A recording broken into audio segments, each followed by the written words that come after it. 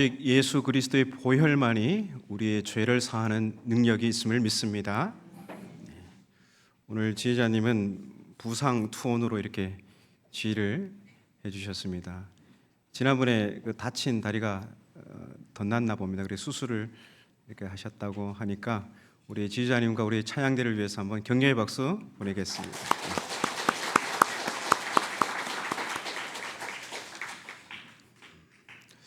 우리가 갈라디아서를 지난 주일부터 시작했는데요.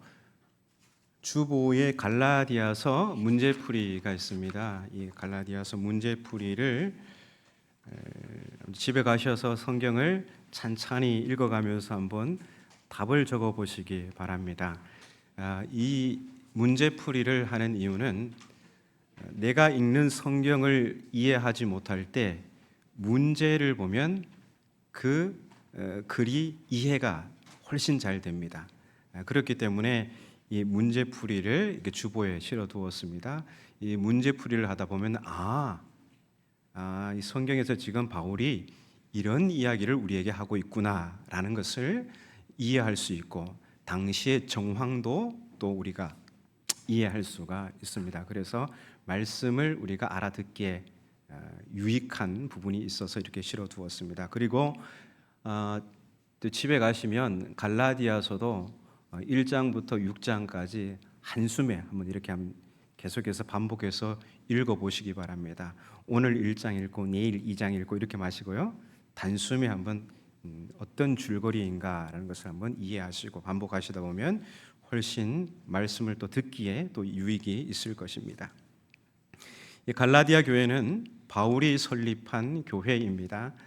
바울이 갈라디아인들에게 복음을 전하고 교회가 세워졌을 때 바울과 갈라디아 신자들의 관계는 어땠을까요?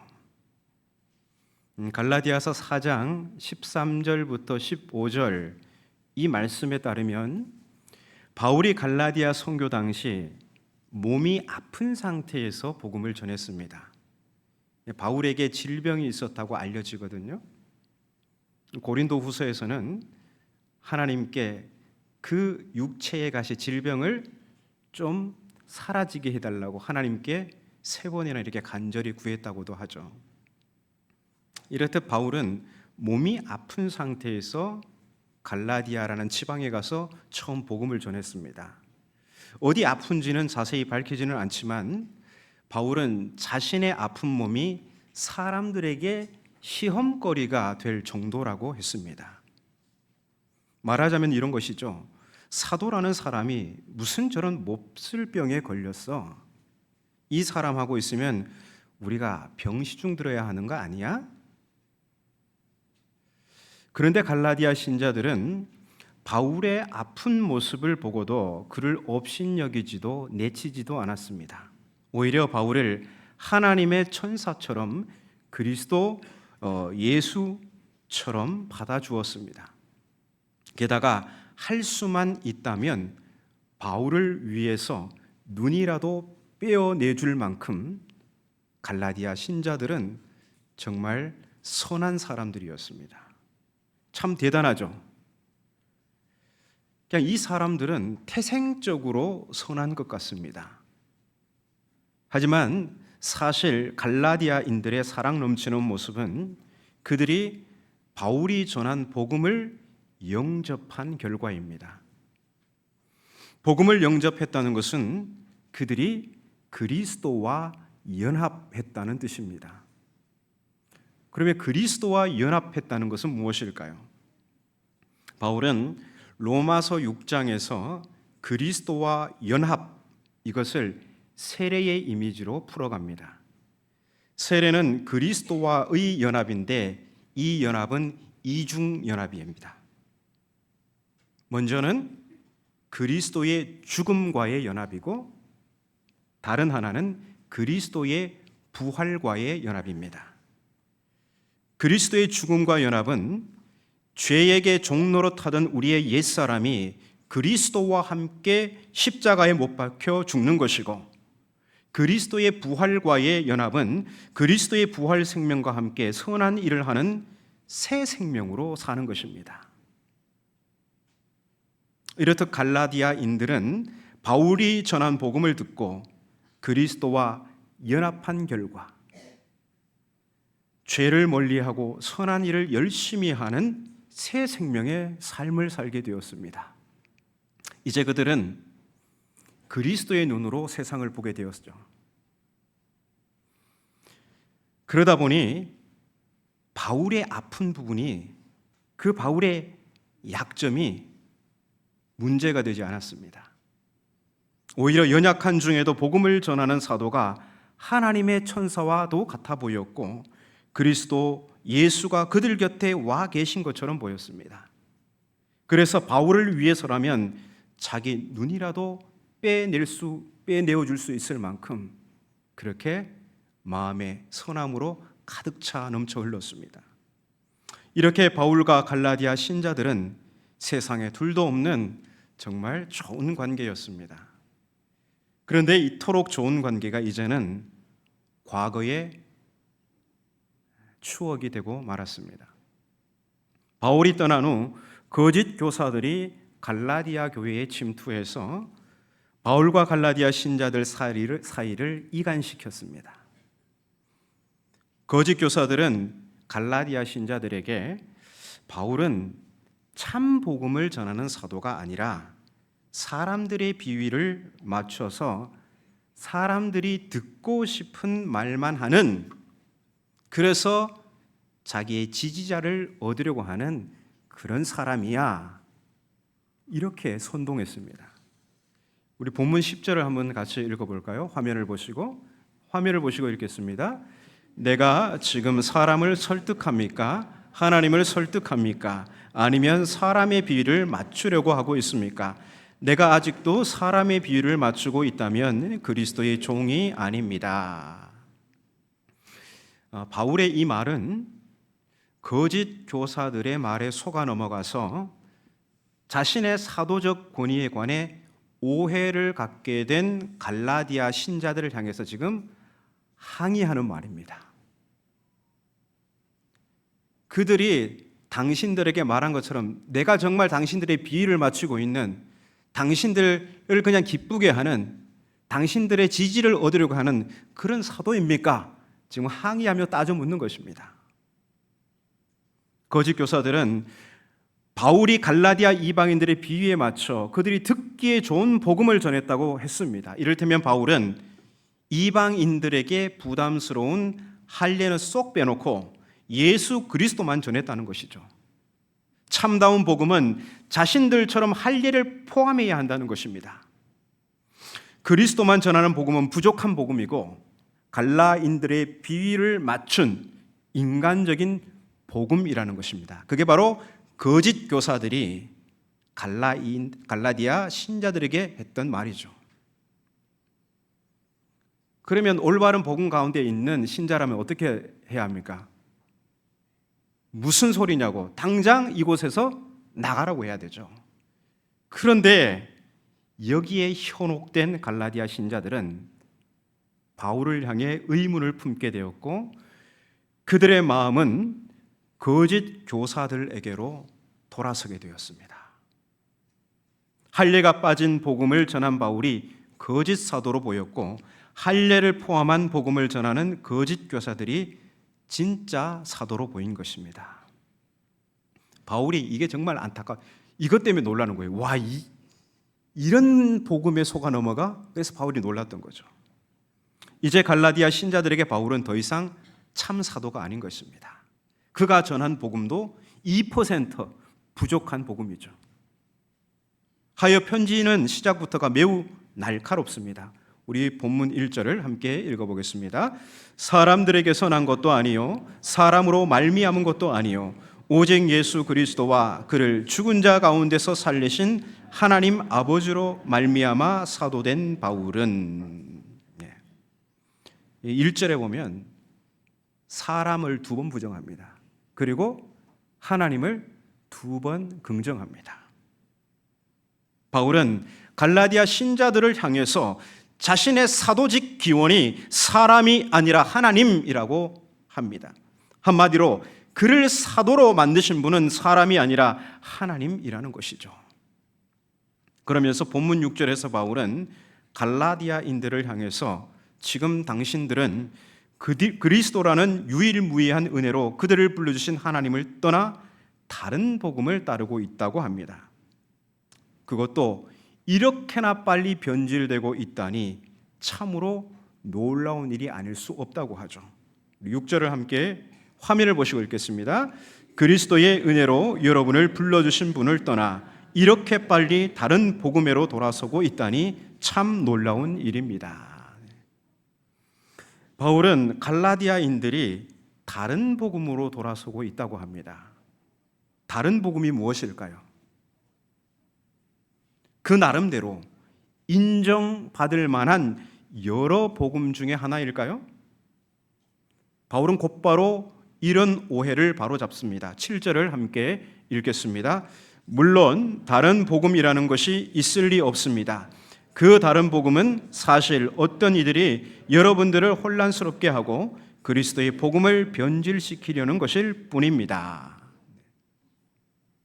바울은 다른 복음이 있을 수 없다고 하죠. 그러면서 다른 복음의 성격이 무엇인지 설명하고 있습니다. 다른 복음은 갈라디아 신자들을 어떻게 하죠? 혼란스럽게 하고 또 참 복음을 어떻게 합니까? 변질시키는 것입니다. 즉 다른 복음은 사람들에게 악한 영향을 끼치고 또 복음 자체를 훼손하는 것입니다. 이어서 바울은 복음은 그 어떤 권위로도 조작할 수 없다고 저주라는 무시무시한 말로 호소하고 있습니다. 8절을 함께 읽겠습니다. 그러나 우리나 혹은 하늘로부터 온 천사라도 우리가 너희에게 전한 복음 외에 다른 복음을 전하면 저주를 받을지어다. 아멘. 바울이 여기서 하늘로부터 온 천사라도 이런 말을 하잖아요. 왜 이런 표현을 했을까요? 우리도 복음을 조작할 수 없다는 거죠. 그리고 하늘로부터 온 천사라도 이런 표현을 했어요. 이 우주상에 존재하는 모든 것 중에 하나님을 제외한 가장 큰 권위는 어디에 있을까요? 굉장히 따져봐야겠죠. 논란의 여지도 있죠.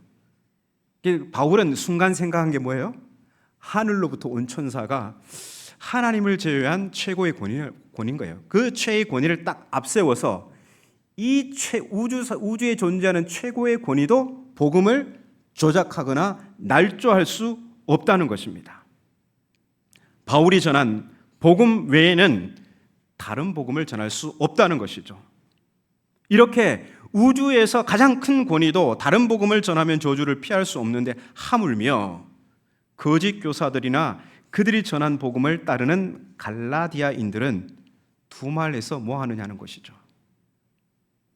갈라디아 신자들은 이 저주라는 문구를 보고 화들짝 놀랐을 것입니다. 정말 그렇다면 이것은 정확히 바울이 의도한 바입니다. 바울은 지금 갈라디아 신자들에게 두려움이라는 감정을 심어주어서 그들을 거짓의 뜻에서 빼내려고 하는 겁니다. 이 갈라디아서는요, 설득의 편지예요. 바울이 불리한 위치에 있잖아요. 거짓 교사들은 갈라디아 신자들과 함께 있지만 바울은 멀리서 그 안타까운 소식을 듣고 이 갈라디아 신자들을 바른 복음으로 돌아서게 해야 합니다. 그래서 이 편지는 설득의 방법으로 가득 차 있습니다. 그 설득의 방법 중 하나가 뭐예요? 두려움이라는 감정을 심어주어서 그들의 마음을 고쳐 먹도록 하는 것이죠. 바울은 여기서 멈추지 않습니다. 다시 한번 저주를 선포하는데요. 9절을 읽겠습니다. 내가 전에 말했던 것처럼 지금 다시 한번 말합니다.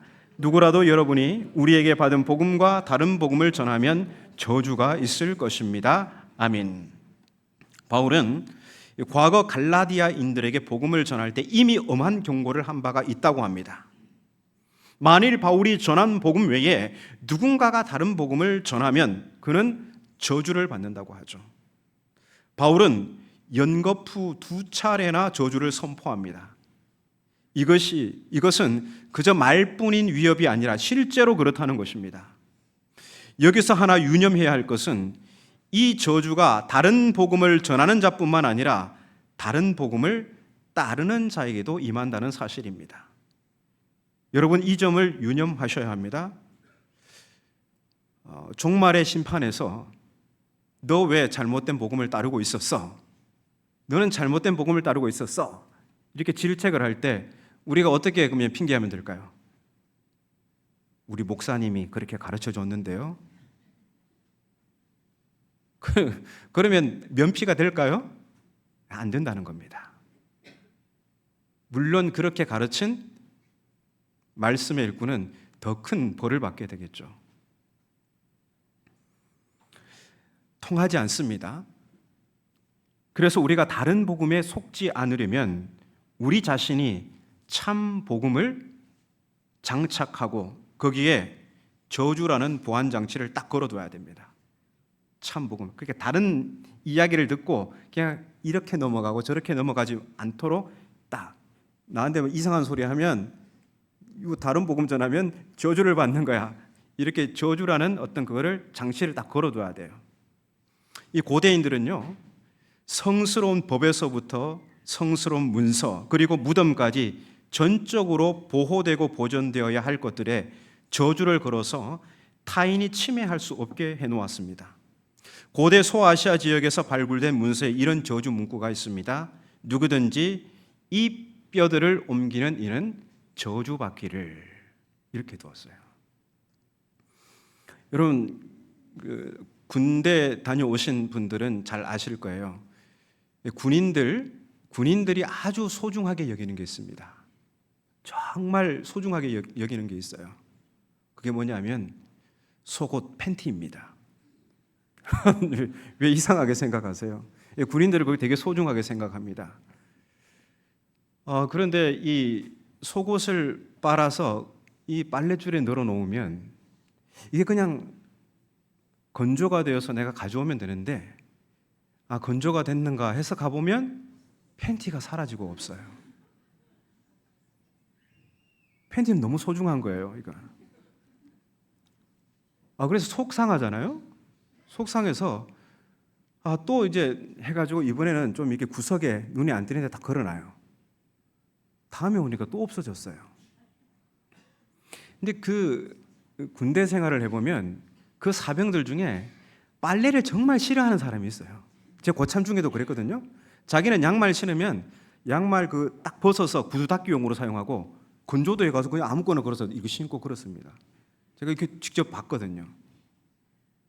그래서 제가 이렇게 해서는 도저히 안 되겠다. 그래 팬티를 또 막 그 PX 가서 매점에 가서 군대 매점에 가서 샀어요. 사서 이렇게 흰색으로 항상 입어야 됐거든요. 그 매점에 가서 사서 이번에 도저히 안 되겠다.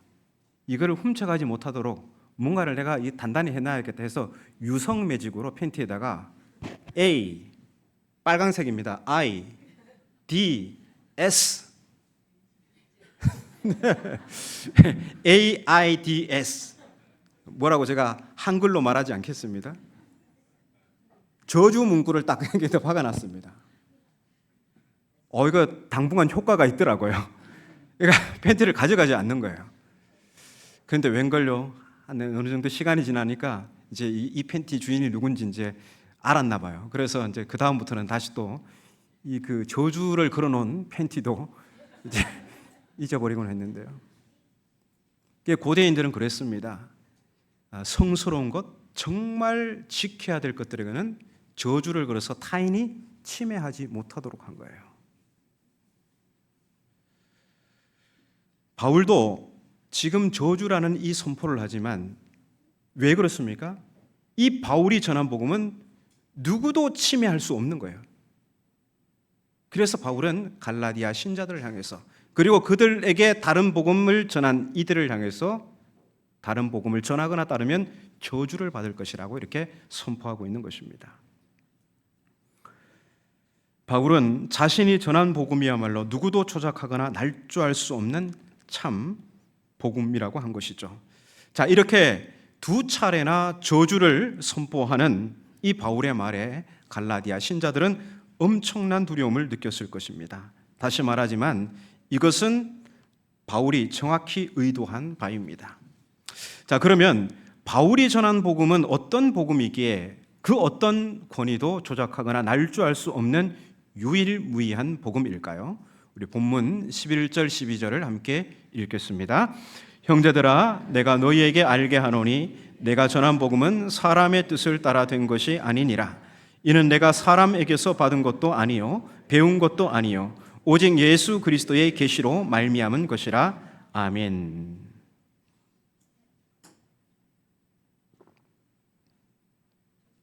바울은 자신이 전한 복음의 기원이 사람이 아니라 하나님이라고 합니다. 한마디로 그가 받은 복음은 사람에게서 전해받은 것이 아니라 예수 그리스도의 계시로 직접 받은 것이라고 하는 것이죠.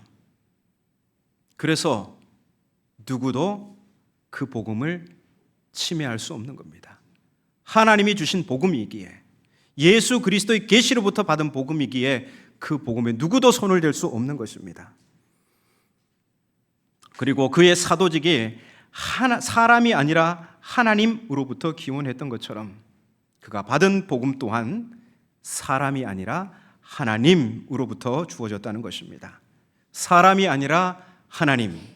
타협하지 않는 바울의 이 표현은 갈라디아 전체에서 약간씩 표현이 바뀌면서 반복해서 등장하게 됩니다.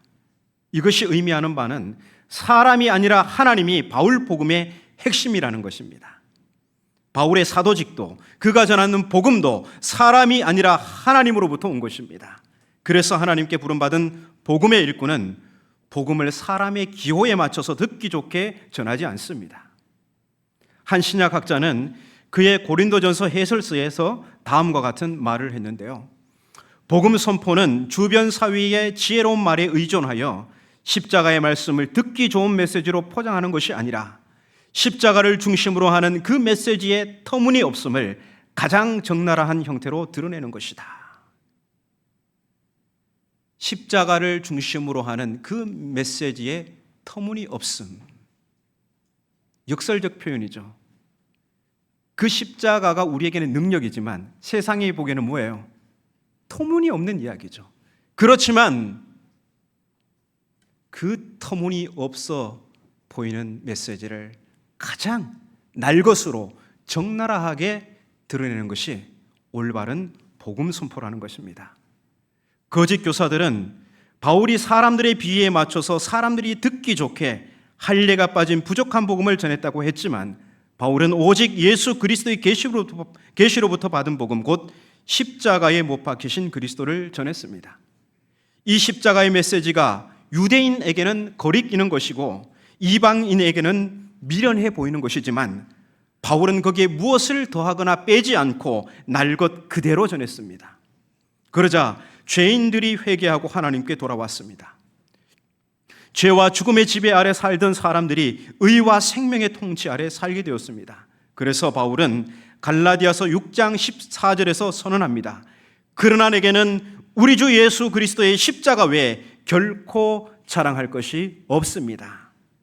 바울은 우리 주 예수 그리스도의 십자가 외에 결코 자랑할 것이 없다고 합니다.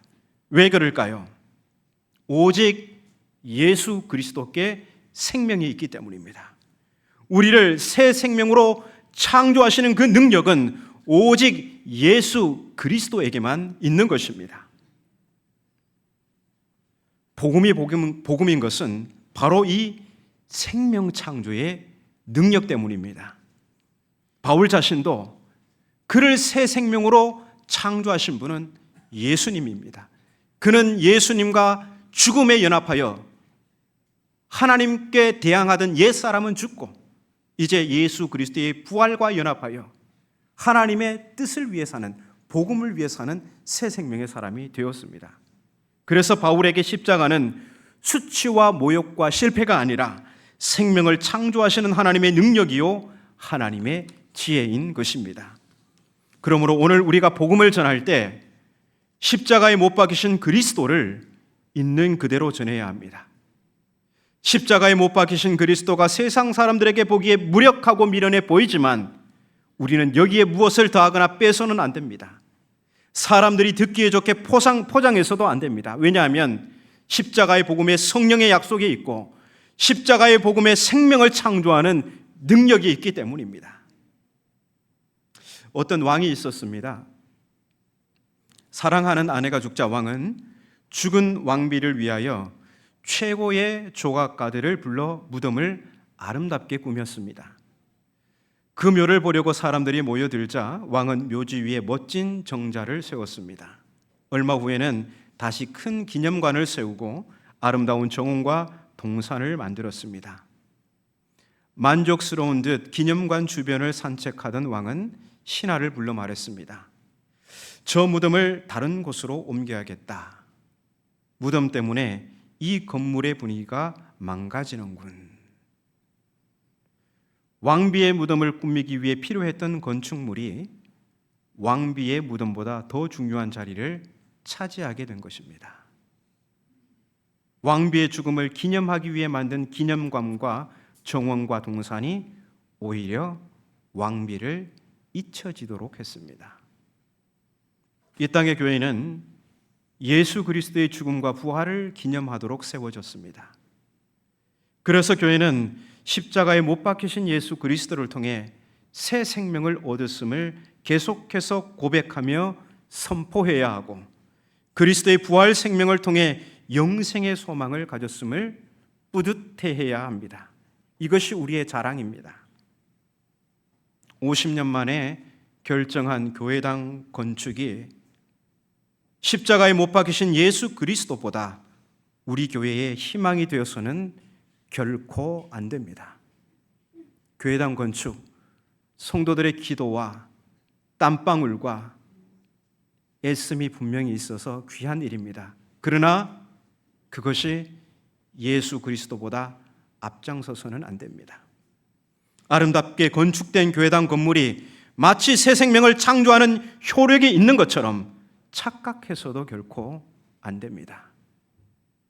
교회당 건축이 진행될수록 우리는 이곳에서 더욱 십자가에 못 박히신 예수 그리스도를 전하고 예수의 이름을 고백하고 선포하고 예배하는 일에 더욱 힘써야 합니다. 왜냐하면 십자가에 못 박히신 예수 그리스도가 우리의 생명이고 세상의 희망이기 때문입니다. 오늘 여기에 모인 우리를 새 생명으로 창조한 복음은 인간 세상의 그 어떤 가치가 아닌 오직 십자가에 못 박힌 예수 그리스도이십니다. 사람이 아니라 하나님이십니다. 그래서 우리에게 예수보다 더 귀한 것은 없습니다. 오직 복음만이, 오직 십자가만이, 오직 하나님만이 우리의 전부입니다. 아버지 하나님, 오늘 주님의 날 우리를 불러 복음의 말씀 앞에 세워주셔서 감사합니다. 우리 모두는 십자가에 못 박히신 예수 그리스도를 통해 죄 사함을 받고 새 생명을 얻게 되었습니다. 예수님의 그 죽으심과 부활을 기념하라고 온 땅에 전하라고 교회로 이렇게 세워주셨습니다. 주님의 몸된 교회, 오직 예수 그리스도만이 생명이요 능력이요 전부임을 고백하고 예배하고 이 땅 가운데 선포하게 하옵소서. 그 어떤 인간적인 가치도 예수의 자리를 대체하지 아니하도록 우리가 복음 위에 굳게 깨어 있게 하여 주시옵고, 복음의 진리를 따라 항상 올곧게 걷는 복음의 사람들 되게 하여 주옵소서. 예수님의 이름으로 기도하옵나이다. 아멘.